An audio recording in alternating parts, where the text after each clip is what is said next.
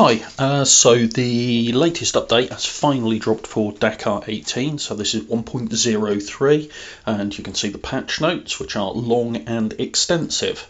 So what effect does it actually have on the title itself? Well, it's made it look a bit better, it's made it run a bit better. Oh, by the way, it's absolutely massive, 36 odd gig, a lot of which just appears to be replacing existing files because the overall size of it is still 86 gig, which is absurdly huge for a racing title in all honesty, but there we go. So it does run a bit smoother, does look a little bit better, but it's not a massive improvement by any stretch of the imagination.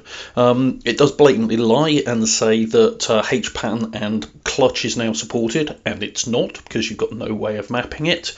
And on my T300 at the very least, the weird mapping issues around gears and a few other buttons are still present, in that I have to assign X and square to be able to change gear, despite the fact that the paddle shifters are actually R1 and L1, and it works fine on any three other titles. So an anomaly. The bikes and quads are still pretty much unplayable. They've even tightened up the vehicles, the rest of the vehicle pool a little bit, as you can see from here. You get a little bit more feedback on the steering, but it's still not brilliant by any stretch of the imagination. Weirdly, they've made the rookie navigation even easier, which it didn't need in my personal opinion, but made no changes to some of the issues that exist in the other two difficulty modes. In particular, the really annoying co-driver is still a shouty git.